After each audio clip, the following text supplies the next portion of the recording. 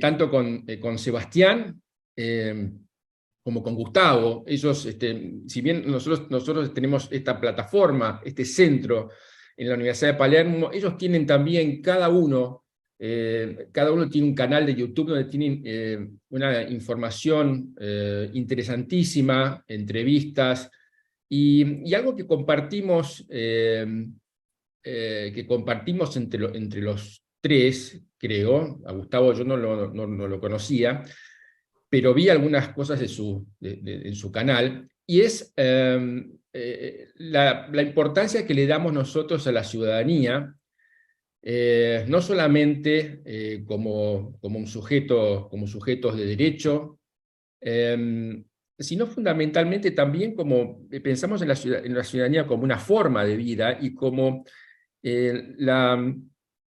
la posibilidad que tiene, o que tenemos cada uno de nosotros, posibilidad, y yo voy más allá, y tenemos una obligación de participar en la construcción de un espacio público común, más allá de lo tradicional, que es el control sobre las instituciones de nuestro sistema político, y el voto, por ejemplo, que es otro de los grandes, lo que a uno se le viene a la mente cuando hablamos de los derechos de ciudadanía. Pero compartimos nosotros, creo que poco el anhelo de que se pueda hacer realidad una función ciudadana que está incluida dentro de la Constitución Nacional, y que no le damos importancia. No le da importancia ni la academia, ni los políticos, y que la ciudadanía tampoco alcanza a comprender el rol que juega dentro del sistema político democrático, el rol que juega en su cotidiana construcción, porque el sistema político que nos rige y que tanto nos preocupa frente a los populismos de izquierda, derecha, en realidad muchas veces lo tendremos a ver como algo que está dado, como que nos viene, como que alguien lo hizo, y que nosotros somos simplemente unos espectadores de la obra de teatro que ejecutan otros. Y esos otros también, y esto sucede también porque esos otros tampoco nos dan la posibilidad de participar, o nos llaman a nosotros a participar realmente, y nos explican cuáles son estas funciones que nos corresponden a nosotros dentro del sistema político, además de las instituciones democráticas y republicanas. Entendemos nosotros que la ciudadanía forma parte del sistema político, y sobre todo porque con la actuación cotidiana de cada uno de nosotros le estamos dando, o constituye ese actuar cotidiano, la materia prima que nutre a los demás elementos del sistema político, la que también forma las leyes, porque los representantes son representantes nuestros, que vienen a través de partidos políticos, donde teóricamente nosotros podemos participar, y además nutre la actividad de los distintos poderes del Estado, lo que hacemos nosotros como ciudadanos cada uno de nuestros días en las distintas acciones. Nosotros pensamos a la ciudadanía o al ciudadano como desdoblado en una parte de individuo, con nuestros propios intereses, y una parte que está vinculada con lo común, y esto está vinculado con la política, con lo político, que es un poco algo, debería ser considerado como algo natural por parte de cada uno de nosotros, por el hecho de vivir en un territorio determinado, eh, y, y que tenemos que construir ese espacio público común. Entonces, otra de las características que compartimos, y para esto es necesario darse cuenta que la ciudadanía, de esta categoría ciudadana, constitucional, es multidimensional. No solamente hay aspectos jurídicos, aspectos migratorios, sino que también hay muchas cuestiones que están vinculadas a la disposición que cada uno de nosotros, como ciudadanos, tenemos que tener frente a la forma de actuar, porque los valores constitucionales, no solamente deben ser ejercidos por los políticos, por los jueces, por los legisladores, sino que somos nosotros, esos jueces políticos, legisladores, empresarios, salen de algún lado, y antes de ser cualquiera de tener esos cargos, son ciudadanos.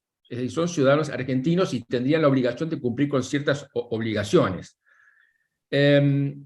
Esto nosotros no lo consideramos así, en general, no solamente en la Argentina, sino en Latinoamérica no es considerado de esta forma, sino que el ciudadano, tanto los gobiernos liberales, las democracias liberales, como los regímenes nacionales y populares, todos estos democráticos, prescinden de la ciudadanía, o sea, prescinden de este carácter y no educan y no forman, o no nos forman en este aspecto común o vinculado con el espacio público común en el cual nuestras acciones impactan casi cotidianamente. Entonces, esto es un poco la filosofía que hay atrás de nuestra forma de pensar la ciudadanía, y es algo que lo compartimos entre los tres. Y destaco también, cuando hablé de la multidimensionalidad, es también cómo se mezclan en esto cuestiones que hacen a la filosofía política, a la sociología, distintas materias que nos hacen nosotros, estamos en una facultad de Derecho, tener que pensar en que no tenemos que circunscribir nuestra mirada hacia lo jurídico, sino que como ciudadanos tenemos la obligación de ampliar nuestro espectro, nuestro panorama, porque si no nos quedamos solamente con lo que nos dan, y lo que nos dan es poco o nada. Y en esto creo que es algo común que tienen poco las democracias reales, actuales, frente a la democracia posible, la democracia constitucional, que considera al ciudadano como un actor fundamental del sistema político, pero en la práctica los gobiernos adoptan, que se llaman también democráticos, se llaman republicanos, en cualquiera de sus variantes o subespecies, unos directamente prescinden de la ciudadanía por considerar que hay una élite, una burocracia, tiene que hacer toda la actividad vinculada con lo público, mientras que el ciudadano, ya no tanto ciudadano sino individuo, tiene que ocuparse solamente de sus temas personales. Y por otro lado, los regímenes nacionales y populares también prescinden de la ciudadanía, pero de otra forma distinta, porque lo que hacen es, en general, suelen adoctrinar militantes en pos de su propio beneficio, y que tienen que responder al líder, ¿no? Entonces, con esto introduzco el tema para que ustedes sepan que, más allá de que estemos hablando de los sistemas electorales, nosotros consideramos que, y que esto es el voto sobre todo es un derecho fundamental del ciudadano. El ciudadano es mucho más, y nos está faltando una teoría funcional de la ciudadanía que pueda ser explicada, explicitada en las escuelas también, para que podamos nosotros mismos formar parte y construir la democracia que nosotros queremos. Así que, con esto entonces lo dejo, los introduzco a nuestros no invitados, porque en realidad es una actividad que la estamos compartiendo, y sobre todo Sebastián Zancari es el que nos utiliza a nosotros como un medio para poder darnos a conocer este tema que es tan interesante, sobre todo en este momento.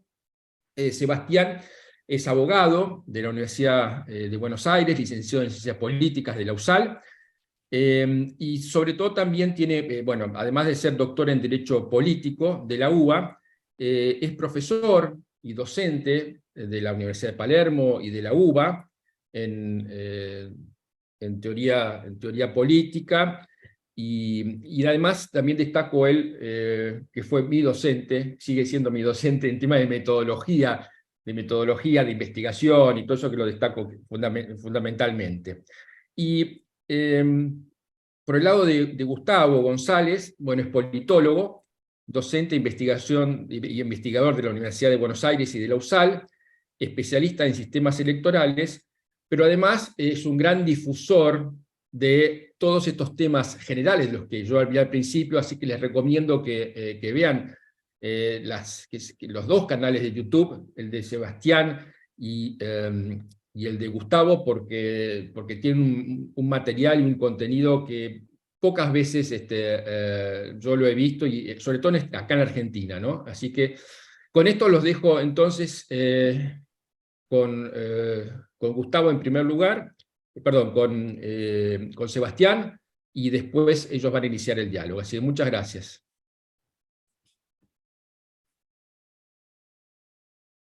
Muchas gracias, Mauricio, por tu generosa presentación. Te agradezco a vos, al CIBES, y a través tuyo a la Universidad de Palermo por darnos este lugar, en el que hemos convocado a Gustavo por, como muy bien dijiste, ser no solo un especialista, sino un gran pedagogo, difusor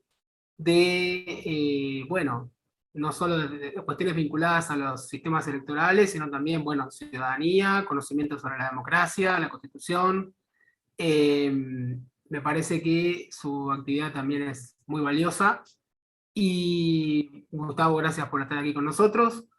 Así que, bueno, en principio, algunas también palabras introductorias, Mauricio, antes de escucharlo a Gustavo, por entender cómo votamos, ¿no? Porque esto presenta algunas complejidades. Argentina representa un tipo de federalismo excepcional. Sabemos que tiene fuertes asimetrías en cuanto a su población, desarrollo, recursos. Sus instituciones públicas varían ampliamente a lo largo y a lo ancho del país. Sabemos que el distrito más desarrollado es la Ciudad Autónoma de Buenos Aires, luego Tierra del Fuego, Santa Cruz, La Pampa, Córdoba, Neuquén, Mendoza. Tenemos menores niveles de desarrollo humano en provincias como Formosa, Chaco, Santiago del Estero, Misiones. Por ejemplo, entre Buenos Aires y Formosa hay una distancia similar a la existente entre Bélgica y Lituania, por ejemplo. Y también en cuanto a sus instituciones, los ciudadanos viven en distintos sistemas políticos, y por eso la participación de Gustavo nos va a ilustrar mucho y nos va a enseñar mucho sobre la pluralidad de sistemas políticos a nivel provincial y en la materia que nos toca hoy, que es la electoral. Asimismo, podemos decir que disfrutan desigualmente del efectivo ejercicio de sus derechos políticos. Por ejemplo, tiene 8 entidades bicamerales, 16 unicamerales, diversos sistemas electorales. No sigue criterios homogéneos sobre la reelección de sus poderes ejecutivos. En estos días estamos muy atentos a esta cuestión a raíz de los fallos de la Corte Suprema, la suspensión, como sabemos, de elecciones en Tucumán y San Juan, con medidas cautelares. No ha consolidado un sistema de partidos, partidos grandes con volatilidad electoral, fragmentación. Y también hay un grupo pequeño de partidos que tienen una proyección estrictamente provincial.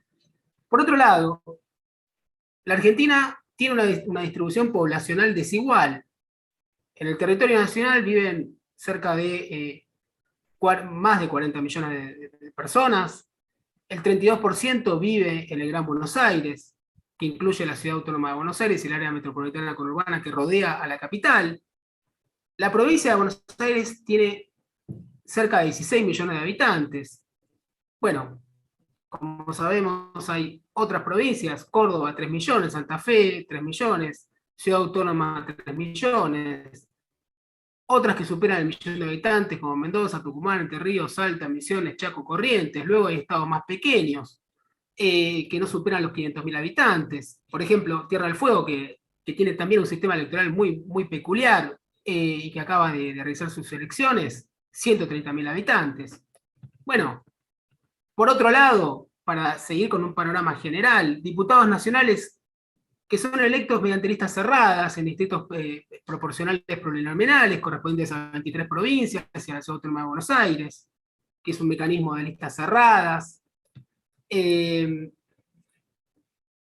Para el reparto de barcas, sabemos que se sigue un criterio de asignación proporcional a la población provincial, y esto también provoca notorias asimetrías. Estoy hablando a nivel nacional. Por ejemplo, a Buenos Aires le corresponden 70 bancas, y debería tener incluso 27 más, a la Ciudad Autónoma de Buenos Aires 25. Bueno, y hay otras que tienen el mínimo, que es 5. Es decir, los distritos más grandes están subrepresentados, deberían tener más legisladores, y los pequeños como Tierra de Fuego, Santa Cruz, La Pampa, La Rioja y Catamarca, sobre representados.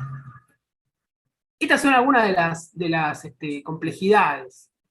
El Poder Legislativo tiene una de las mayores desproporcionalidades en la distribución de bancas del mundo.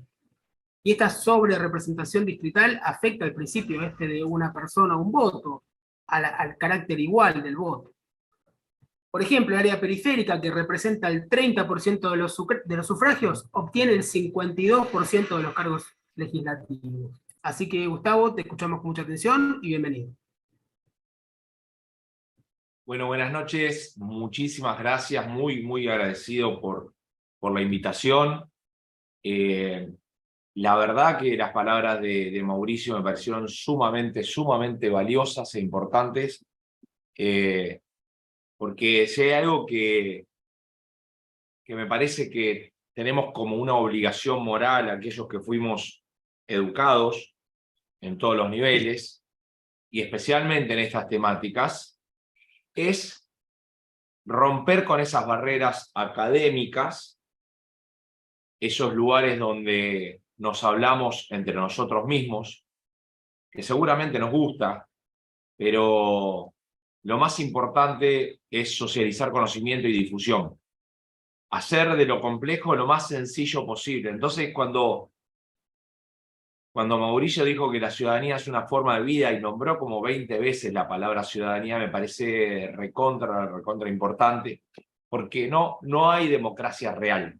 Democracia formal se puede encontrar en cualquier lado, pero democracia real no puede haber sin una ciudadanía que tenga conocimiento y compromiso. Y para tener conocimiento y compromiso se necesita difusión. Por eso es tarea nuestra, casi insoslayable, de estos encuentros y de aparte tratar de llevar estas cosas que parecen, en este caso a mí me pasa siempre cuando hablamos de sistemas electorales, que parece y es una cuestión bastante técnica, entender que esto nos afecta en nuestra vida cotidiana, y ahí engancho con lo que decía Sebastián. Sebastián nos hizo un panorama de lo que es nuestra Argentina federal, con esa hipertrofia, con esa desigualdad entre las provincias, con esa amalgama de leyes electorales de las 24 distritos que tenemos en nuestro país, que cada uno tiene reglas de juego totalmente distintas y que aparte se juegan juegos distintos en momentos distintos, en calendarios distintos, y el calendario también como forma de juego que forma parte del proceso electoral y que forma parte de especulaciones también. Y esto de la sobre y subrepresentación, claro que se ha hecho mucho más evidente con el voto directo, del paso del colegio electoral, el voto directo, y después las hipertrofias en cada una de las provincias. Así que lo que yo voy a tratar de compartir es algunas cosas que tienen que ver con cuáles son los formatos generales de nuestro sistema electoral y cómo coexistimos con diferentes reglas electorales, obviamente comportamiento electoral, y después me voy a meter con las 24 provincias. Para hacer un panorama de cuál es la realidad local de cada uno de los lugares. Y por último, antes de arrancar, también me parece sumamente interesante el público, porque a muchos los conozco y coexiste acá en este grupo, desde estudiantes de Derecho, de avanzados, de teoría del Estado, acá veo a Carmen, a Ani, a Mancay, a abogados recibidos como Mariela, que está desde Chascomús y está compartiendo con nosotros, o la profesora Marianela de Sagués, que es profesora también de la Universidad de Buenos Aires, hasta chicas que estudian y chicos en el profesorado de Berazategui, que estudian desde carreras de inicial hasta profesorado de historia.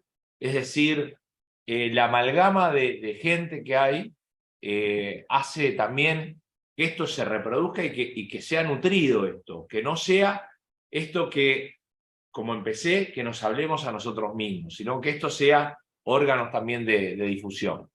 Así que nuevamente les agradezco a todos y vamos a arrancar con esto, que es tratar de pensar esta complejidad que es tener un país federal con reglas electorales de todo tipo.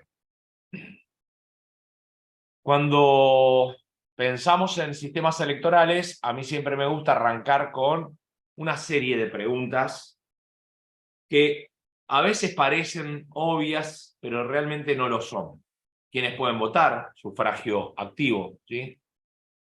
Sabemos que nosotros estamos cumpliendo este año 40 años de vida democrática, ininterrumpidas por primera vez en nuestra historia argentina, y estamos muy orgullosos de ello.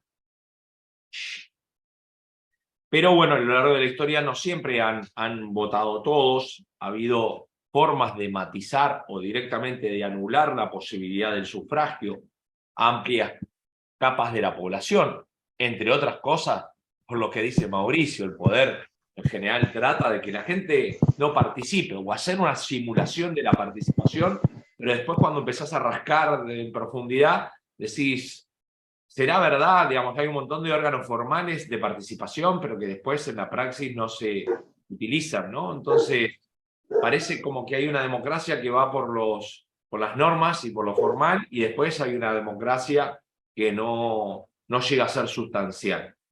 Entonces, esto de quiénes pueden ser votados ha sido, sin ninguna duda, un proceso de lucha entre aquellos, piensen que el voto es universal en la Argentina del año 1821, pero en 1821 votaba el 1% de la población. Y en 1870 votaba el 2% de la población. Y en 1890 votaba el 2 y el 3% de la población. El sufragio universal, libre, obligatorio que genera la ley Sáenz Peña nos lleva a tener un voto del 2% a un 50% de los votos, porque el otro 50% no votaba por ser mujer. A pesar de ello, ha habido nichos de mujeres que han luchado por votar, el caso de Julieta Lanteri en el año 1911, que se convirtió en la primera sufragista. La segunda pregunta es quiénes pueden ser votados. Ahí el sufragio pasivo, sobre si los representantes que tenemos nosotros deberían tener alguna cualidad, alguna característica particular, ¿no? Por suerte, en las democracias modernas nosotros tenemos formatos en donde prácticamente cualquiera puede presentarse. Algunos critican este modelo, porque dicen, ¿cómo puede ser que, por ejemplo, para trabajar en McDonald's se necesita secundario completo y para ser presidente de la nación no? Bueno, tiene que ver con nuestras reglas electorales y con las formas que nosotros hemos escogido para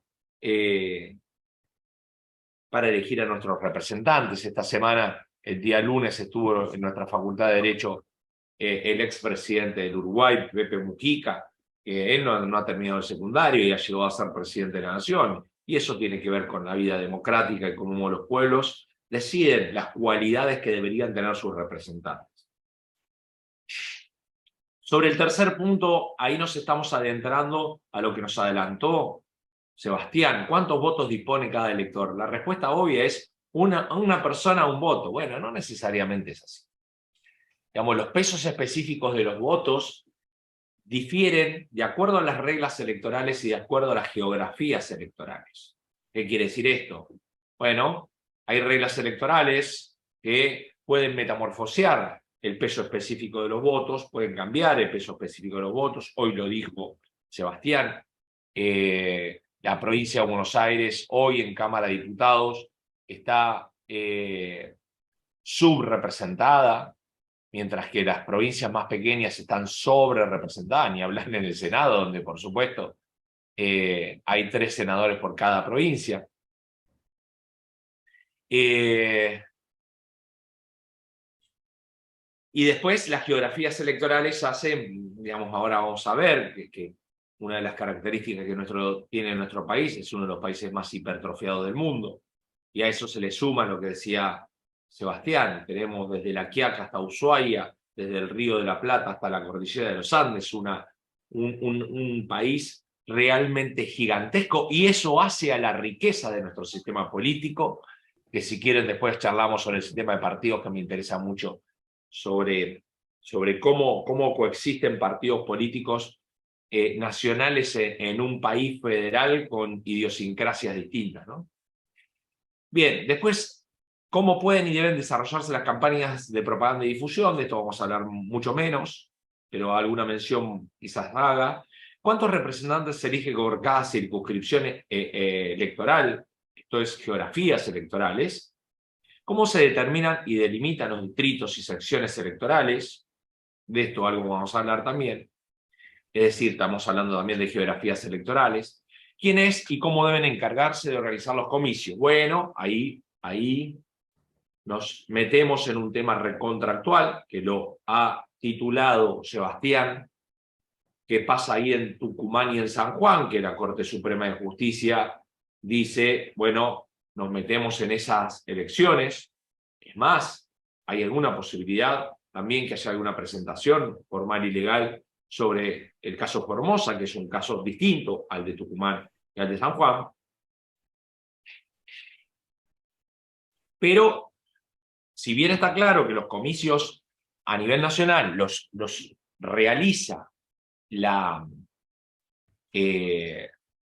Ministerio del Interior, cosa que ya es un temazo, porque el Ministerio del Interior forma parte de un gobierno y el gobierno es quien organiza las elecciones, y después en cada una de las provincias también, cada uno de los distritos tienen formas de organizar, y en aquellos donde se cumplen las autonomías municipales, también los municipios tienen esa atribución de convocar elecciones. ¿Cómo deben contarse y emitirse los sufragios? De eso vamos a estar hablando. Esto va a ser un tema central de esta charla. ¿Cuántas vueltas electorales pueden y deben realizarse para determinar el triunfador? También vamos a hablar de esto. ¿Quién gana las elecciones? Y uno dice, pero ¿cómo quién gana las elecciones? ¿Quién gana las elecciones? Es el que tiene más cantidad de votos. Bueno, no necesariamente. No necesariamente. Según las reglas electorales, a veces alguien que pierda la elección, en definitiva terminan ganando la elección por las reglas electorales. Y no estoy hablando de fraude ni nada por el estilo, ¿no? Estoy hablando de reglas electorales formales. ¿Y cómo se traducen los votos en bancas? Y de esto también vamos a estar hablando. Entonces, esta es la presentación y un poco la primera parte sobre las características centrales de nuestro particular país. Siempre nos creemos que somos únicos, pero en este caso hay muy pocos países que tienen esta característica. Somos el 7º país más grande del mundo, más extenso del mundo. Es decir, gigante. Esto que decía, uno recorre la provincia de Buenos Aires y recorre 1000 kilómetros. Con la provincia de Buenos Aires es como toda España. El gráfico que ustedes ven a la derecha es el mapa que nosotros conocemos desde el primario de la República Argentina, dividido en 24 distritos, o 23 más la capital federal. El mapa que ustedes ven en la izquierda es el mapa real electoral, es decir, cómo el mapa se deforma de acuerdo a la hipertrofia que tiene nuestro país. Es el 7º país más extenso del mundo, es uno de los menos densamente poblados, 47 millones de habitantes, somos muy pocos, uno de los terriblemente menos densamente poblados, pero al mismo tiempo uno de los más hipertrofiados. ¿Qué significa hipertrofia? Lo que ven ustedes a la izquierda. Ven un sur flaquito, que se convierte en flaquito cuando uno ve la cantidad de votantes, y un conurbano o una provincia de Buenos Aires, un gran Córdoba y un gran Rosario, que empieza a hacerse gigante. ¿Esto qué implicancias electorales tiene? Todas. Porque cuando, antes de reformar la Constitución, se elegía por colegio electoral. Es decir, cada provincia mandaba representantes, que de hecho, dicho de paso, también había una suerte de sobre y subrepresentación. Mandaban al colegio electoral y el colegio electoral elegía al presidente de la nación. A diferencia del caso de Estados Unidos, donde mandan el 100% de los representantes y gana por un voto, el colegio electoral en la República Argentina mandaba en términos proporcionales, de acuerdo a la cantidad de votos obtenidos por cada uno de los partidos políticos. Les pido siempre desde ahora que si alguno no entiende lo que estoy hablando, me lo haga saber, y mis compañeros o alguien, si alguien hace una pregunta por chat que yo me la paso por alto, que me informe. Entonces, si nosotros notamos esa hipertrofia electoral que tenemos ahí, y la modificación del proceso de selección de los presidentes a partir de la reforma constitucional del año 94, nos encontramos con que una regla electoral modifica todo el comportamiento electoral. Esto es, mientras el colegio electoral beneficiaba de alguna manera a las provincias más pequeñas, por eso Alfonsín y Menem se tuvieron que recorrer literalmente todo el país, porque necesitaba los votos de Tierra del Fuego, de Chubut, de Santa Cruz y de Catamarca también. Entonces tenían que recorrer el país para llegar a ser presidente de la nación. Cuando se elimina el colegio electoral, que se discutía por cuestiones obvias, porque podía ocurrir, aunque nunca había ocurrido a nivel nacional, que el que perdía la elección podría llegar a ser presidente de la nación, porque si se coaligaba entre el segundo y el tercero, podían arrebatarle la presidencia de la nación.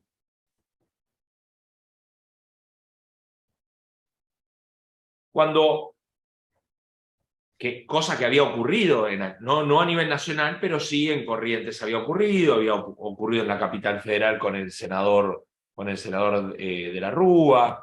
Es decir, había ocurrido algunos antecedentes que podía prever que si en algún momento, más allá que las reglas electorales lo permitían, y era totalmente legal que se coaligue el segundo y el tercero para arrebatarle la presidencia a quien había ganado la elección, imagínense la crisis política que podría generar que eso ocurra. Porque si bien son reglas del juego y son totalmente legales, las reglas del juego políticas, hay algo que es mucho más importante. Voy a decir una cosa muy fuerte, pero es algo más importante que lo legal, que es lo legítimo. Porque una regla electoral que se saltea y la gente confía en ello, en esos comportamientos, bueno, mientras tengan legitimidad, quizás no hay crisis política. En tanto que, si hay legalidad, pero hay ilegitimidad, puede generar una crisis política. Entonces, esa hipertrofia lo que hace es que cuando pasa a una persona un voto, el resultado electoral de la presidencia de la nación la terminen definiendo el conurbano bonaerense, el Gran Rosario, el Gran Córdoba. Esto significa que, como algunos afirman, que de Buenos Aires es la madre de todas las batallas y que quien gana la provincia de Buenos Aires gana el país. No, no. Significa que tiene una fuerte incidencia. Pero Fernando de la Rúa ganó la presidencia de la Nación en el año 99 y la provincia de Buenos Aires la perdió. Con lo cual, Daniel Scioli en las generales había ganado la provincia de Buenos Aires y sin embargo Macri termina siendo presidente de la Nación. Así que no es definitoria, pero sí, sin ninguna duda, tiene una incidencia importante. ¿Qué es este gráfico? Este gráfico nos muestra los partidos políticos. Nosotros tenemos un sistema para... Un partido político es una personería jurídica. Bueno, esto muestra un poco la complejidad que decía Sebastián. Nosotros tenemos 705 partidos políticos en los distritos. 45 partidos políticos a nivel nacional. Esto da cuenta de la facilidad con que se arman los partidos políticos y también que en algunos casos los partidos políticos son sellos de goma. Más aún, les diría, hay más de un caso donde hay gente que arma partidos políticos para alquilarlo a la ocasión en elecciones. Con lo cual, debe haber pocas cosas tan desvirtuadas de un sistema político cuando los partidos políticos se convierten en algo así como pymes o formatos electorales en función de hacer o negocios o simplemente para permanecer en una coalición y tener alguna pequeña cuotita de poder. Entonces, ahí tenemos otro elemento también para analizar sobre que si bien, como nuestro país es federal, y efectivamente hay partidos provinciales que tienen vida propia y que tienen una historia y que tienen tradiciones, no desvirtúo lo que digo. Es decir, Nadie puede desconocer que el Movimiento Popular Neuquino, Neuquén, o el Movimiento Popular Fueguino, o el bloquismo de San Juan, son partidos políticos, o el autonomismo de Corrientes, son partidos políticos que tienen una enorme tradición en nuestro país, son partidos reales. A lo que me estoy refiriendo son aquellos partidos ficticios, aquellos partidos que se crean a solo efecto, ¿no? de algún tema en particular. Y ahí tenemos digamos, el desdoblamiento de provincia por provincia, la cantidad de partidos políticos que existen. Vuelvo a repetir, en algunos casos son partidos políticos genuinos, en algunos son simplemente chapas electorales para participar o para alquilar a solo efecto de una elección. Tercer o cuarto elemento, formato de votación. ¿Cómo votamos? ¿Cuál es nuestro formato? ¿O qué formatos existen? Y acá también nos encontramos con el federalismo. Nuestra forma de votar tradicional es el formato papel o las listas partidarias. Así se vota hace 100 años en nuestro país, estamos muy amigables con ese sistema, digamos, todo el que ingresa a la vida electoral ingresa básicamente votando con el formato papel, con este cuarto oscuro. Dicho sea de paso, este formato electoral, ese formato de votar, prácticamente no se utiliza en ningún lugar del mundo, ningún lugar del mundo. Ahí voy, Enrique, a contestar tu pregunta. En América Latina, el único lugar que mantiene el formato papel es Argentina y Uruguay. ¿Y por qué no se usa más este formato papel? Bueno, por varias cosas. No, perdón que te interrumpa. Te dejamos que expongas y las preguntas al final. Así escuchamos tu exposición en continuado, porque está muy interesante. Si te parece, para el final las preguntas. Perfecto, sí, sí, sí, como quieran ustedes. Así que anótensela ustedes mientras. Anótensela y Después, les van. Entonces, ¿por qué se ha ido desapareciendo? Más allá que en algunos países ni siquiera nunca existió este formato papel. ¿Cuáles son las ventajas y desventajas de esta boleta partidaria que se vota en casi todo nuestro país? Bueno, la ventaja es, como decía, hace 100 años votamos con este sistema, es algo físico, con lo cual, digamos, uno lo encuentra como muy amigable, entra al cuarto oscuro, tiene la opción. Pareciera que no hay ningún problema, lo meto en un sobre, puedo cortar boleta. Bien, ¿cuáles son las dificultades de este formato? Bueno, en principio, una dificultad que tiene este formato es que se imprimen 3 padrones por cada partido político. ¿Qué quiere decir esto? Que si hay 20 millones de votantes, se imprimen 60 millones de boletas, 60 millones de boletas por cada frente o partido político en las PASO, en las generales y en el balotaje. Es decir, se imprimen 60 millones de boletas para el Frente de Todos, más 60 millones de boletas para Cambiemos, más 60 millones de boletas para el Partido Obrero, la Frente Izquierda, y 14... ¿Cuántas terminas votadas adentro de una urna? El 0,4% de todas las boletas impresas. Gasto económico, gasto ecológico. ¿Cuál es la otra dificultad de la boleta formato papel? Bueno, nuestro país tiene muchas particularidades. En los distritos más pequeños esto no ocurre, pero en los distritos más grandes lo que ocurre es que se roban las boletas. Piensen ustedes que para fiscalizar cualquier municipio del conurbano se necesitan 2.700 personas más o menos que estén desde las 7 de la mañana hasta las 8, 9, 10 de la noche simplemente para que esta boleta esté adentro de un cuarto oscuro. Y en algunos lugares no van ustedes estudiantes de Derecho con la ley electoral y van a la Ferrer o a González Catana a decir, yo vengo con la ley electoral porque soy estudiante de Derecho. No, no, hay que buscar muchachos un poco más fuertes como para que puedan soportar algunas tensiones que hay adentro de cada uno de los lugares electorales. Con lo cual, digamos, este formato electoral que es muy amigable, este formato de votación que es muy amigable, que estamos acostumbrados, tiene ciertas dificultades. ¿Cuál es la otra opción? Boleta única, que decía ahí Ezequiel. Boleta única se usa en Córdoba y en Santa Fe. ¿Cómo funciona la boleta única? Se imprimen, supónganse que son 20 millones de votantes, se imprimen 20 millones de boletas, lo imprime el Estado, es decir, los partidos políticos no tocan una sola boleta, lo imprime el Estado, se lo da al votante, entra, no necesita sobre, no necesita cuarto oscuro tal cual lo estamos acostumbrados, con un biombo es suficiente.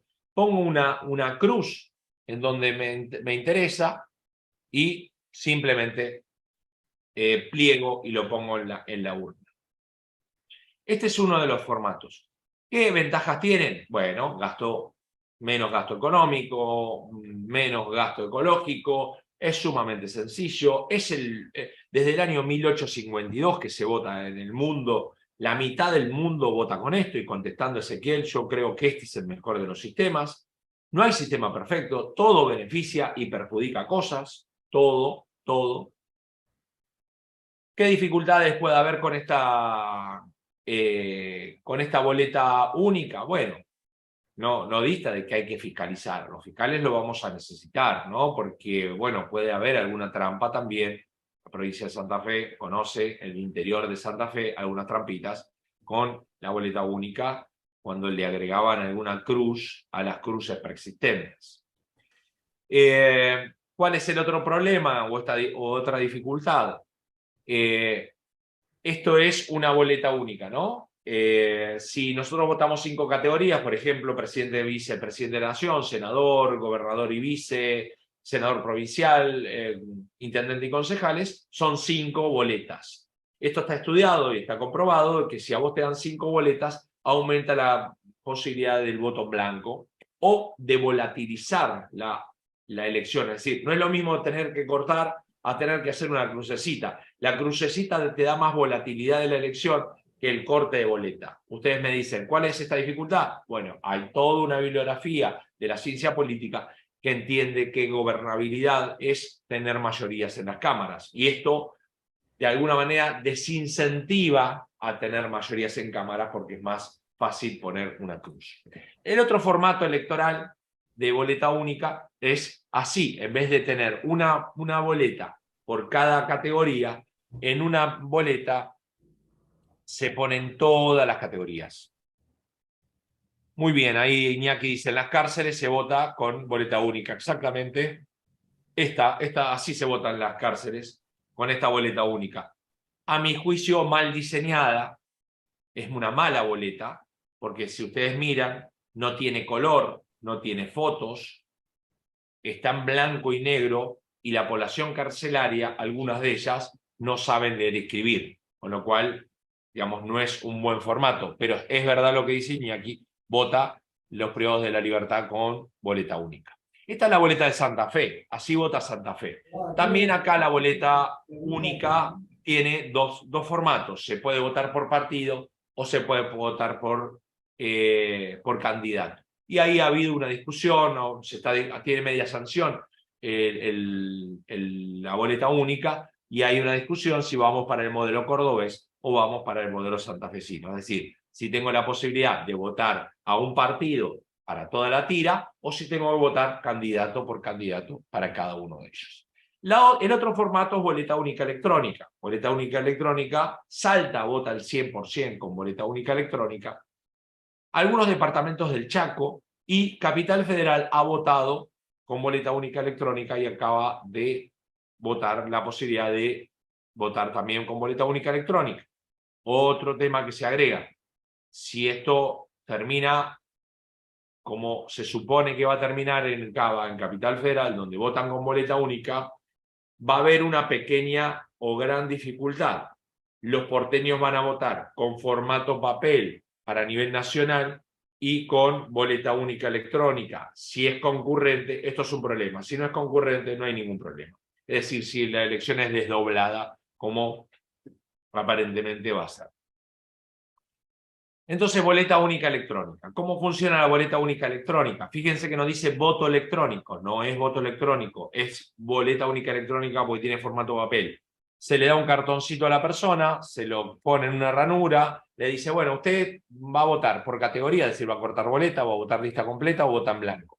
Y entonces, si vota por categoría, ahí tiene la posibilidad de elegir al candidato, elegir candidato, elegir candidato, elegir candidato, y le dice, usted está por votar esto, ¿está de acuerdo? ¿Quiere ir para adelante o va a ir para atrás? Si no estoy de acuerdo con lo que voté, voy para atrás. Y hago el mismo proceso. O votar lista completa, que es simplemente votar por un partido, o votar en blanco.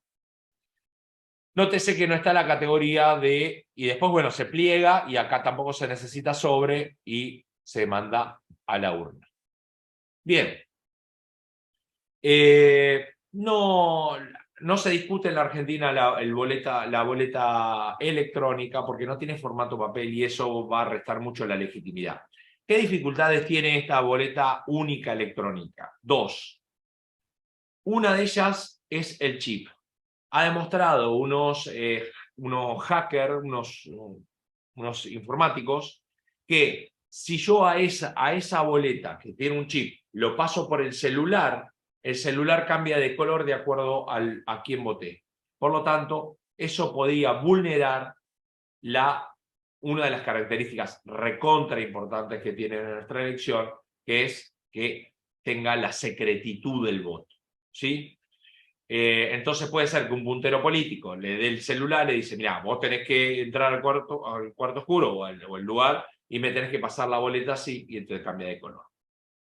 La otra dificultad es que, y por este punto que voy a contar, es que Alemania volvió hacia atrás con la boleta única electrónica, es que se puede reconocer al voto de acuerdo a algunas. Si yo sé quién votó primero, quién votó segundo, quién votó tercero, y así, si sé el orden de votación, puedo saber a quién votó cada uno, porque hay unos pequeños puntitos en las boletas que los usan los informáticos, que y esto fue demostrado en una sesión del Senado, en donde fue unos ingenieros del CONICET, donde los hicieron votar a los senadores y se taparon los ojos y le descubrieron a quién votó todos y cada uno. Bien. Vamos al cuarto tema, la incorporación de una novedad en la Argentina y casi una novedad mundial, porque primarias internas hay en todo el mundo, o en muchos lugares del mundo, pero esta particularidad de primarias abiertas, simultáneas y obligatorias, hay poco antecedente en el mundo sobre estas características. Primarias, es decir, antes de las elecciones abiertas, que los partidos políticos tienen que abrir sus listas y que los ciudadanos comunes pueden votar a cualquiera de las internas o primarias de los partidos políticos, simultáneas, que un mismo día se votan todas las categorías y obligatorias, porque nuestro voto por constitución es obligatorio. Bien, ¿por qué se hizo esto? Esto formó parte del diálogo político, esto tiene no voy a hacer mucha historia, pero esto data del gobierno de la Alianza. Cuando empieza la crisis de los partidos políticos, mucha gente empieza, la gente sí, por un lado, y por otro lado, parte del sistema político, empiezan a cuestionar las ideas de cómo se elegían los candidatos. ¿Por qué? Porque aquellos partidos políticos que elegían por internas cerradas, los aparatos partidarios jugaban un rol muy fuerte. Entonces, por ahí, si vos tenías un aparato partidario fuerte, pero no tenías legitimidad externa, ganabas todas las internas y después hacían fracasos electorales. O, en el peor de los casos, se elegía por a dedo, se elegía por una convención amañada. Es decir, los partidos políticos que en general en el mundo, o sea, esto en realidad fue una intromisión del Estado muy fuerte con los partidos políticos, ¿sí? De los cuales les digo, yo estoy de acuerdo, y cuando fue el diálogo político, bueno, tuve la suerte de estar en algunos diálogos, en ese diálogo político, y defendiendo este sistema de las primarias abiertas, simultáneas y obligatorias. Pero la verdad que es una injerencia del Estado en los partidos políticos. Entonces se incorpora esto de las primarias abiertas, simultáneas y obligatorias. ¿Con qué objetivo? Bueno, los objetivos explícitos de la 26571 dice profundizar la democracia en el interior de los partidos políticos, evitando la perpetuación de cúpulas poco representativas. Esto es la idea de abrir las listas. ¿Es la panacea? No, de ninguna manera. Hay muchas formas de que líneas internas o partidos políticos no participen de estas PASO, formas informales, pero la verdad es que esto es mejor que lo que existía antes. O sea, si bien no se ha cumplido con los objetivos de fondo, pero sí es verdad que se ha democratizado parte del proceso de selección de las candidaturas en algunos lugares, a punto tal de que en algunos lugares han caído pesos pesados por unas PASO, por ejemplo, varones del conurbano.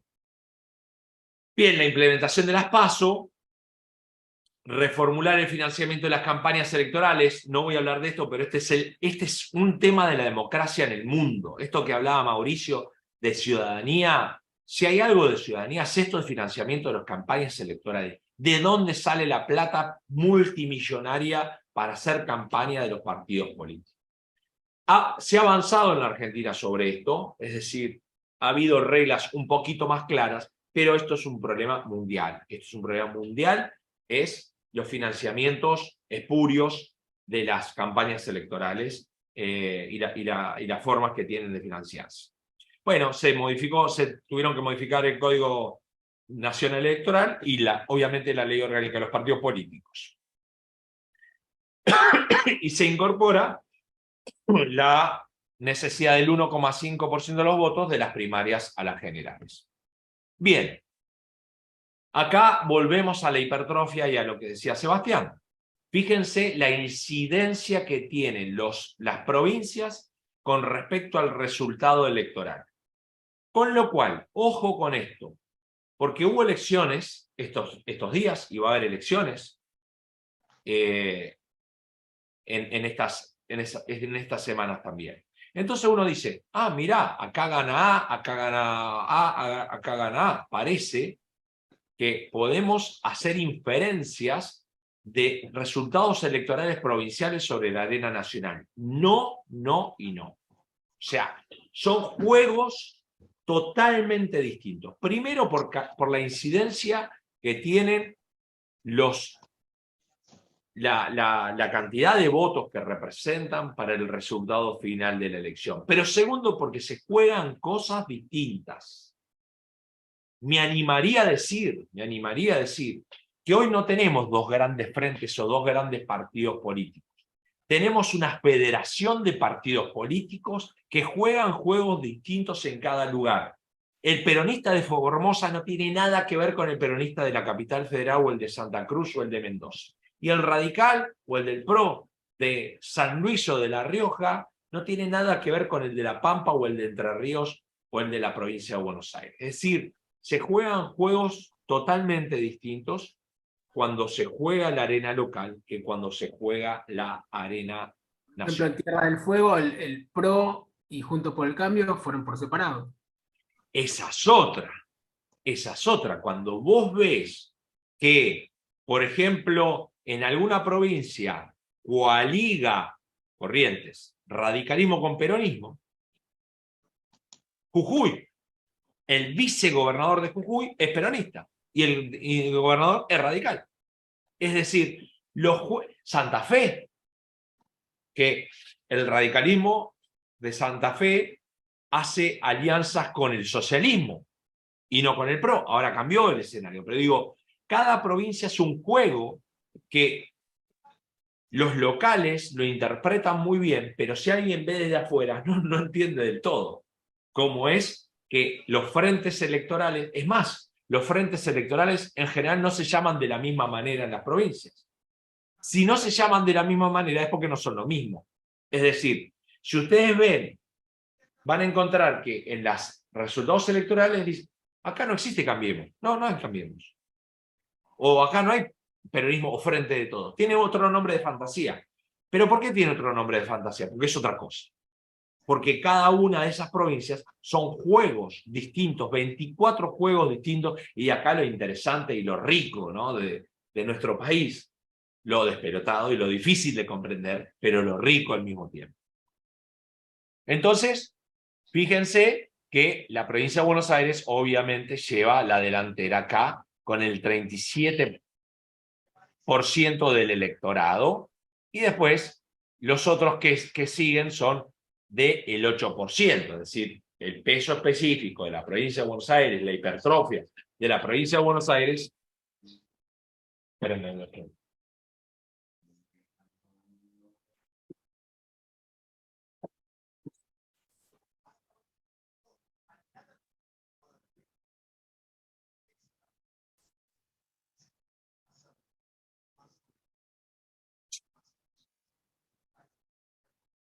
Perdón, ¿eh? Entonces, esa hipertrofia hace que, claramente, esto que dice la madre de todas las batallas, y esto tiene que ver, entre otras cosas, también con la coparticipación, por eso no le dan el dinero al gobernador de la provincia de Buenos Aires, porque si no se convierte en un presidente casi paralelo, etcétera, etcétera. Bien. Geografía electoral. Les había dicho las secciones electorales. Bueno, la provincia de Buenos Aires se divide en 8 secciones electorales. No voy a profundizar mucho en esto. Si un día le interesa estos temas, vamos a hablar específicamente de la provincia de Buenos Aires en algún momento. Pero las geografías electorales son totalmente azarosas y arbitrarias. Es decir, que las geografías electorales son a veces amañadas y a veces, digamos, consensuadas entre los partidos políticos. Estas 8 secciones electorales es la geografía electoral de la provincia de Buenos Aires, que se eligen los senadores y los diputados. Estas secciones, ¿desde cuándo existen esta división de secciones? ¿De qué época es? Esta es del año 1937, con lo cual perdió vigencia totalmente, ¿no? Era otra provincia sin ninguna duda. Entonces, de ahí también la irracionalidad, para que ustedes tengan una idea. Esto es la tercera sección electoral, donde estoy yo, Berazategui, Loma de Zamora, La Matanza, que coexistimos con Lobos, Magdalena, Ensenada, Berizo, Punta Indio, nada que ver con nada. Esta es la primera sección electoral, el azul, la primera sección electoral, acá. Vicente López, San Isidro, Morón, Ituzaingó, José Cepaz, Malvinas Argentina, con Navarro, Mercedes, ¿sí? Rurales, urbanas, General Rodríguez, nada que ver con nada. Sur, sexta sección electoral, epicentro Bahía Blanca con Patagones, con Villarino, con Trenquelauquen, Deró, y aparte esto es gigante, Bien, la costa, bueno. Pero la provincia de Buenos Aires también tiene su hipertrofia, de allí el conurbano. El que gana el conurbano, sí podemos decir, los que ganan el conurbano ganan la gobernación de la provincia de Buenos Aires. Ahí están los votos. Es decir, ese mapa electoral de la provincia de Buenos Aires se convierte en gigantesco, con la primera y la tercera sección electoral, que son cada una de estas 4 millones de votantes. 4 millones de votantes. Sumamente determinante de cada provincia en cuanto a porcentaje electoral, es muy importante. Sumamente importante esto de la hipertrofia, por eso allí está, digamos, en el conurbano bonaerense, y a veces nos hace perder de vista. Entonces uno mira la foto, esta es la foto de los intendentes, dice, ah, mirá, Cambiemos gana en todos lados, sí, esto es más chiquitito, pero es esto. Esto explica por qué Kicillof es gobernador. Cambiemos tiene mucho más municipios, pero fíjense que acá es todo azul, menos Lanús y San Isidro y Vicente López, todo azul. Bien, el sistema de la provincia de Buenos Aires es bicameral, lo que decía Sebastián, hay sistemas unicamerales y sistemas bicamerales. La provincia de Buenos Aires tiene un bicameralismo tonto. ¿Por qué? Porque son elegidos por las mismas, los diputados y senadores vienen de las secciones. Son elegidos por la misma sección, por las mismas personas, 4 años, hacen exactamente las mismas cosas, nada más que es bicameral. Una vez votamos senadores y otra vez votamos diputados. Es decir, un bicameralismo tonto. Ahí habría que cambiarlo, sin ninguna duda, por un sistema. Ir a un unicameralismo lo veo como irrealizable, pero un bicameralismo en donde los diputados representan una cosa y los senadores a otra, qué sé yo. diputados por toda la provincia de Buenos Aires como distrito único y los senadores por sección o subdividir las secciones, etcétera, etcétera. Pero es cierto que este es el panorama y como ustedes ven, el panorama electoral de, como dijo alguien ahí, la madre de todas las batallas, es la madre de todas las batallas, sin ninguna duda, y los intendentes del conurbano, mi último libro se llama Buenos Aires, cosa de varones, B larga, porque parecen títulos nobiliarios. Y esto es un dato muy importante para mí, muy importante de la política argentina. No es que los varones de la provincia de Buenos Aires son los que ganan solamente. Vamos a encontrar que en casi todas las provincias el gobernador gana. Es decir, el poder reproduce poder. Esto se llama cancha inclinada, ni más ni menos. O sea, la cancha en la política está inclinada. El que es gobernador, el que es intendente, tiene muchísimas más chances de ganar una elección. ¿Por fraude? No, por fraude no. ¿Por reglas electorales? Sí, un poco sí. Pero también porque quien detenta el poder hace uso y abuso de los aparatos del Estado, sea del partido político que sea. La utilización política del Estado con todo el dinero que eso necesita y la reproducción permanente de figuras, no hay como disociación entre Estado, gobierno, partido político y personas. Parece que fuesen exactamente lo mismo. Por lo tanto, esto de la cancha inclinada va a ser un dato determinante. De los 135 municipios de la provincia de Buenos Aires, 98 intendentes se reeligen. 98. Y durante toda la vida han sido los intendentes reelectos de manera permanente.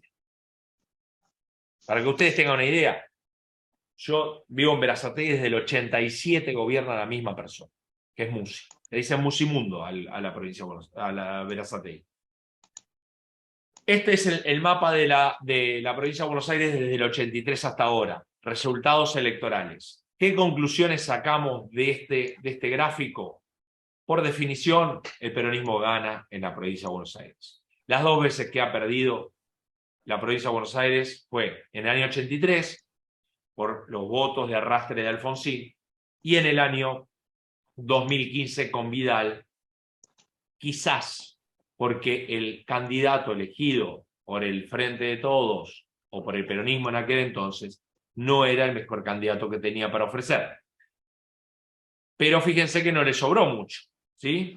Entonces, y si ustedes ven la línea, hay una línea de homogeneidad del peronismo. Bien. Sistemas proporcionales, decía Sebastián. Nosotros tenemos sistemas proporcionales. El proceso de selección de cómo convertir los votos en bancas son dos. Uno es el sistema DONT, que es el que se elige, el que se utiliza en la mayoría de las provincias y es el que se utiliza para elegir a los diputados nacionales. ¿Cómo funciona el sistema DONT? DONT era un matemático que decía que el resultado electoral había que dividirlo por 1, por 2, por 3, por 4, por 5 y así sucesivamente. Se hace este cuadro y se empieza a seleccionar los números mayores y de esta manera asigno bancas. 80.000 es el número mayor, es la primera banca. 50.000 es el número mayor, segunda banca. 40.000 el otro número mayor, tercera banca. Y así hasta cumplir, en este caso, con 10 bancas. Si habría una banca 11 para repartir, sería el número 16 acá. Entonces este se va a llevar 4 bancas, 3 bancas, 2 bancas, 1 banca. El sistema DONT es el más utilizado en el mundo, es el que se utiliza acá. El otro es el JARE. En la provincia de Buenos Aires, para senadores, diputados, concejales, consejeros escolares, se elige bajo el sistema JARE o por cociente. ¿Cómo funciona esto?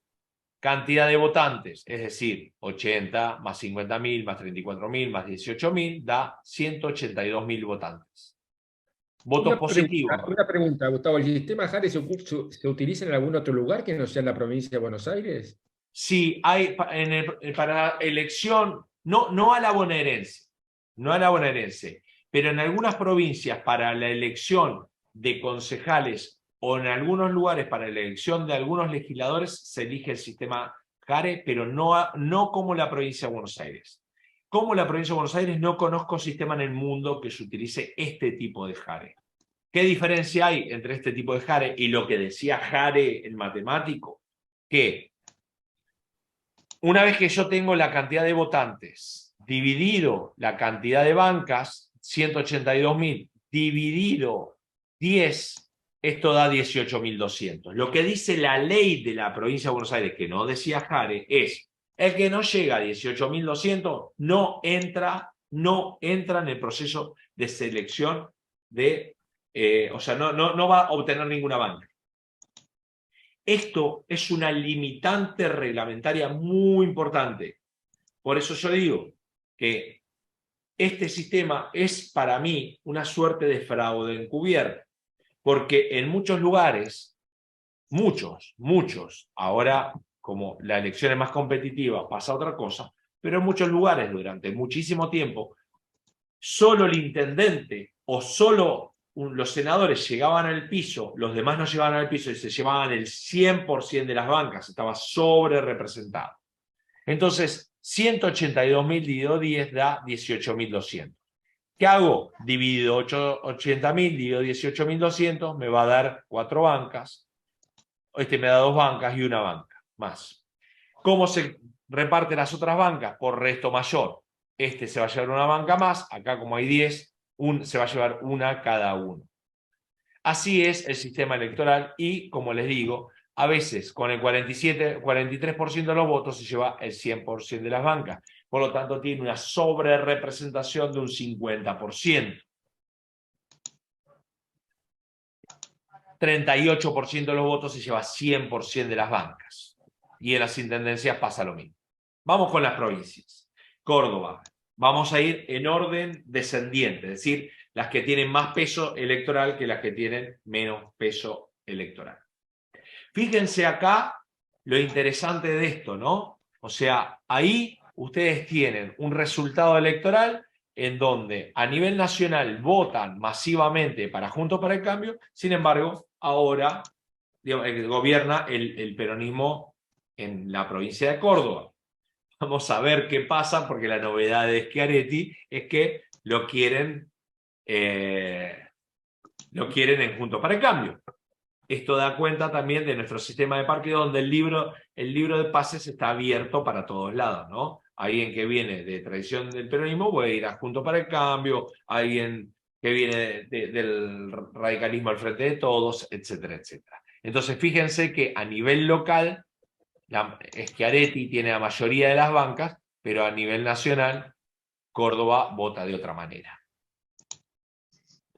Bueno, este es el resultado histórico de Córdoba. Esto, ¿para qué hago resultado histórico? Para tratar de cuantificar el sistema de partidos o la competitividad que tiene.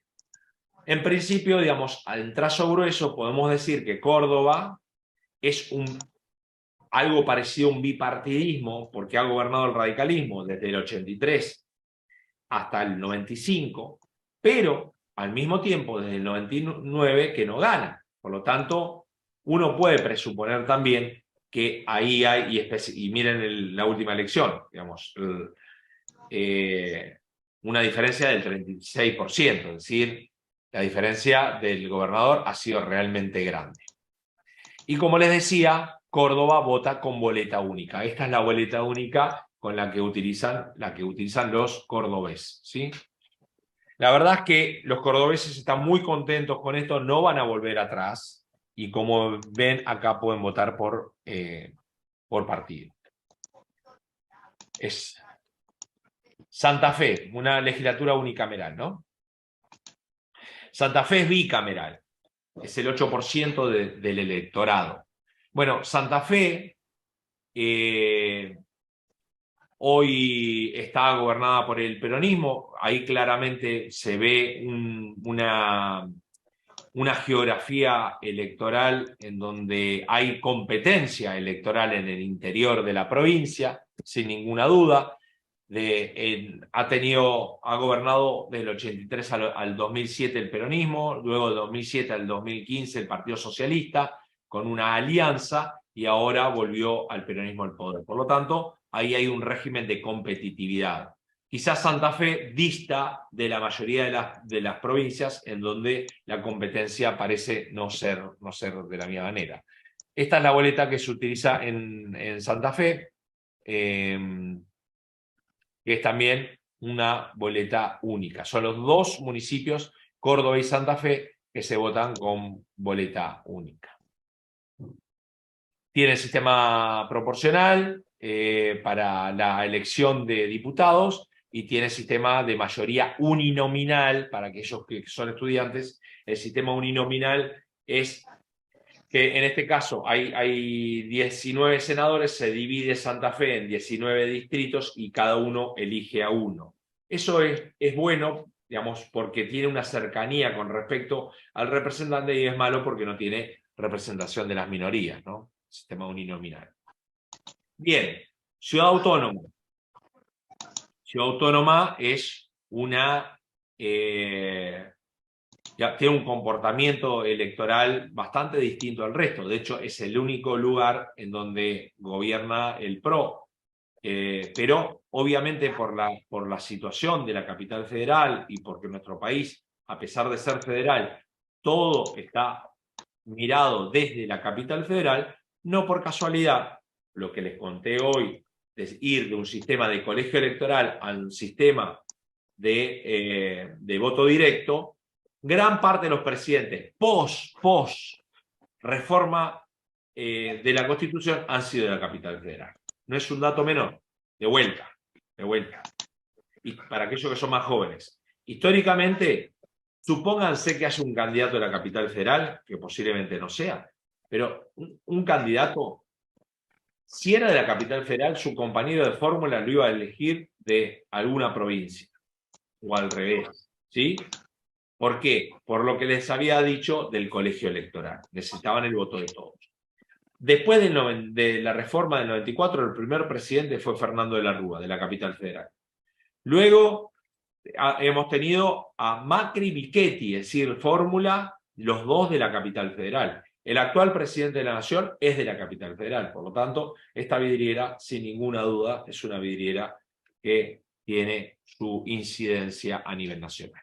Bueno, acá el peronismo, a diferencia de todo el país, el porteño ha sido siempre bastante refractario del peronismo. Lo único más cercano ha sido el Frepaso con Aníbal Ibarra que ha gobernado, pero si no, ha gobernado el radicalismo, el Frepaso, y ahora hay un predominio del PRO hace algunos años. Mendoza. Bueno, Mendoza, que es un distrito electoral importante, tiene competencia, fíjense que tiene competencia, de hecho ha tenido alternancia de poder. Mendoza en la actualidad es radical, pero fíjense que ha tenido competencia electoral bastante interesante a lo largo del tiempo, con varias particularidades. Mendoza no permite reelección, ha tenido 3 partidos políticos que han gobernado, ha tenido alternancia, más allá de que en los últimos años, en los últimos por lo menos dos gestiones, ha gobernado el radicalismo o Cambiemos. Tucumán, bueno, acá nos adentramos ya a menos competencia electoral. Claramente ahí nos encontramos con, fíjense el mapa, un solo rojo y todo azul, ¿no? Menos competencia electoral, y esto lo demuestra también la evolución histórica, donde ha gobernado el peronismo desde el año 83 hasta ahora, con la única excepción de Bussi, que ha sido fuerza republicana, que ha gobernado en una gestión, pero después ha gobernado el peronismo básicamente. Entre Ríos, también ahí Entre Ríos ha tenido alguna alternancia inicial, en el 83 al 87, ha gobernado el radicalismo, desde el 99 al 2003 también, y después ha gobernado el PJ la mayoría de las veces, ¿no? Pero ahí tenemos un sistema claramente bicoalicional o bipartidista. Entre Ríos no es predominantemente peronista, más allá de que ha ganado en la mayoría de las elecciones. Salta, bueno, ahí tenemos un monocolor, ¿no? O sea, Salta actualmente viene gobernando un frente electoral que es provincial, con alguna tradición del peronismo, pero ha tenido alternancia de poder entre el peronismo y después ha gobernado una fuerza salteña y ahora gobierna un partido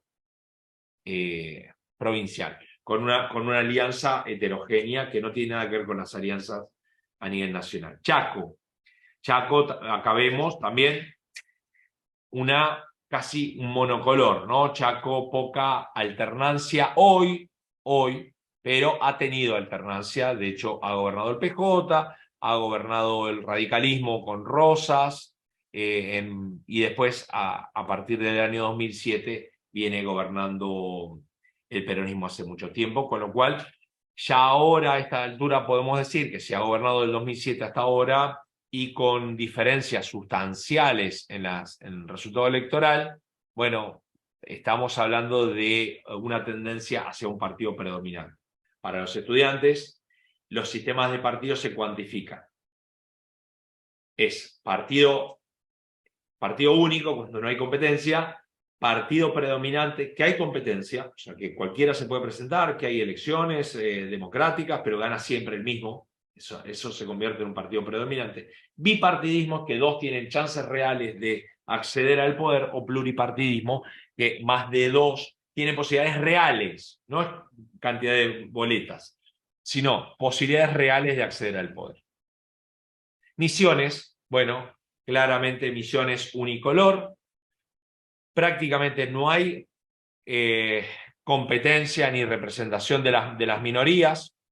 Corrientes sí ha tenido alternancia y tiene alguna suerte de competencia, es un sistema bicameral y en el bicameralismo hay representación de mayorías y minorías, si bien hace un tiempo que el oficialismo que gobierna, digamos, básicamente el radicalismo, pero es una alianza heterogénea también, y Corrientes ha tenido alternancia y es el mismo caso que le mostraba anteriormente. Ha tenido alternancia, pero fíjense que desde el año 1999 gobierna el radicalismo, por lo tanto hoy podemos decir que Corrientes es un partido predominante. Piensen que el resultado electoral ha sido de 70-30, a 25. Bien, nos adentramos a poco nivel de competencia. Santiago del Estero. Santiago del Estero tiene algunas particularidades. Santiago del Estero, desde la recuperación de la democracia, ha sido gobernado por los Juárez, por el peronismo, ha sido intervenida tuvieron un caso de una chica muerta y digamos, eso implicaba el poder político, hay intervención federal, y después empieza a ganar Zamora, y Zamora hoy es el viejo Juárez, digamos, que tiene una maquinaria electoral muy aceitada, a punto tal de que van a encontrar en algunas intendencias donde el oficialismo gana por el 80% de los votos, 90% de los votos. Es decir, la competencia electoral en Santiago del Estero, y a Santiago del Estero le pasó algo parecido le ha pasado algo sí, se va, ahí va.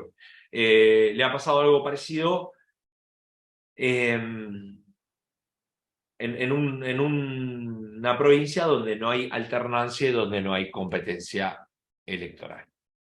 Bien, San Juan. San Juan hace tiempo también hay un predominio y casi un sistema monocolor. Ahí ha gobernado también partidos provinciales como el bloquismo. Jujuy, que históricamente ha sido peronista, hoy ha cambiado su signo político, es un sistema bipartidista clásico, pero bueno, Zamora, con alianza también con el peronismo, ha gobernado Jujuy y gobierna Jujuy. Acaba de haber elecciones también. Río Negro, monocolor, con una alianza provincial, meramente provincial. Toda la primera etapa de la democracia hasta el 2011 ha gobernado el radicalismo. El radicalismo viene bastante alicaído hoy en Río Negro y una alianza local. El Neuquén, otra isla, otra característica distinta al resto del país, gobierna un partido provincial, que es el Movimiento Popular Neuquino. En realidad hace como 70 años que gobierna, pero desde la recuperación de la democracia, y acaba de ganar otro candidato que es un desprendimiento del movimiento nacional, del Movimiento Popular Neuquino, ¿sí? Es decir, si bien es otra persona que se desprendió, viene de ese rincón que es del Movimiento Popular Neuquino, que a veces ha tenido más grado de autonomía y a veces no. Formosa, monocolor, lo mismo que Santiago del Estero. Algunos municipios donde gana los intendentes por el 80% de los votos. Y con otra particularidad, que después si quieren lo charlamos, ley de lemas. Fíjense lo que son las listas, miren, por favor, estos son las listas, la cantidad de listas que se encuentran adentro de un cuarto oscuro en Formosa. Esto también sucede en La Rioja por otros motivos, y esto también ocurre en Tucumán por otros motivos. Se encuentran adentro de un cuarto oscuro cerca de 700 boletas electorales para elegir. Si quieren, después lo charlamos. Chubut, también hace un tiempo, Chubut es monocolor, más allá de que ha tenido alternancia entre el radicalismo, peronismo y una nueva. San Luis, otra provincia donde no ha tenido alternancia y donde desde el 83 hasta ahora gobierna siempre un partido político, y si bien ha habido alguna tensión entre los dos hermanos A, los hermanos A gobiernan claramente eso. Catamarca ha cambiado de signo político, del PJ al radicalismo. La Rioja, desde el año 83 que gobierna el peronismo, más allá de que ahora ha levantado un poco a partir de la alianza con Cambiemos, pero sigue siendo predominantemente el peronismo en La Rioja, que gana por mucha cantidad de votos. La Pampa, desde el 83, peronista, monocolor, y así se representa en su legislatura. Santa Cruz también tiene ley de lemas. San Juan acaba de aprobar la ley de lemas también. Tiene ley de lemas. Si bien la gobernadora ha perdido en cantidad de votos, la ley de lemas le permitió ser gobernadora y hay un predominio sin ninguna duda del oficialismo. Y por último, Tierra del Fuego, la última provincia, la más pequeña y la última en convertirse de territorio nacional a provincia, es un mundo también aparte, donde ha tenido alternancia, ha gobernado el Movimiento Popular Fueguino, ha gobernado Lari, la coalición cívica. Dicho sea de paso, Tierra del Fuego tiene la primera gobernadora de toda la historia argentina en el año 2007, que es Fabiana Ríos. Bien, perdón si lo pasé esto mucho, pero ya vamos 1 hora y media acá, así que bueno, es un poco el panorama. No, a ver, primero, más allá del tema específico, que nos ha dado una clase súper completa, yo creo que Gustavo nos dio una clase, Mauricio, ya que mencionabas el tema de la investigación, nos dio una clase de cómo investigar, ¿no? En ciencias sociales. Ustedes habrán visto que toda información, datos, información dura, digamos, sin ideologismos, sin valoraciones innecesarias. Así que te felicito, Gustavo. Es un trabajo súper riguroso y que invito a que repliquen, ¿no? Cuando ustedes hablen sobre algún tema de esta manera, ¿no? Con tanta información y tan profunda y extendida a lo largo del tiempo. Así que felicitaciones, Gustavo. Aparte sé que estás trabajando en tu tesis doctoral, así que bueno, vamos a tener pronto un resultado fenomenal. Así que bueno, creo que hemos tenido un panorama más que completo. Si no hay ningún comentario o pregunta adicional, creo que Mauricio ya estaríamos en condiciones de cerrar. Nos ha quedado bien clara la heterogeneidad, ¿no? Esto que destacamos sobre el federalismo, la diversidad, pero que a la vez tiene tanta complejidad como la que acabamos de ver. Y hay un término, Gustavo, que me parece que tendríamos que incorporar a esta charla, ¿no? Cultura política. Hay mucho de cultura política, de prácticas, ¿no? De formas de ejercer el poder, de formas de relacionarse con la ciudadanía, que me parece que la legislación, digamos, poco tiene que ver en algunos casos con las culturas políticas, ¿no? Y en otros casos mucho que ver, pero a lo que voy es que, sobre todo vos hablabas del conurbano. Bueno, ¿cuánto de práctica cultural hay ahí? ¿Se podría cambiar con alguna norma esto? Pongamos el caso de la reelección de los intendentes, con Te los vaivenes. te sumo una cosita sobre eso, Seba. Yo hago observación electoral en las provincias. Una vez voy a una provincia, que no voy a mencionar, que había todas las irregularidades habidas y por haber, obscenidades, y cuando me junto con los miembros del tribunal electoral encargados de hacer la elección, naturalizando de una manera eso, decían, bueno, pero esto es una práctica cotidiana acá. Ustedes vienen, son porteños y creen que nos van a venir acá a mostrar cómo tenemos que votar nosotros, y esto es una práctica totalmente cotidiana, totalmente naturalizado, cosas que para nosotros veíamos cosas aberrantes y que tienen que ver con esto, con las culturas políticas, ¿no?, de los lugares. Bueno, exactamente. Así que bueno, Mauricio, si querés, Bien. cerramos la jornada. Perfecto. Y Perdón, no Gustavo, me voy a ir sin saludar a Mía. Sí. Está ahí mi hija Mía, ahí desesperada está. para que la saluden. Hola, Mía.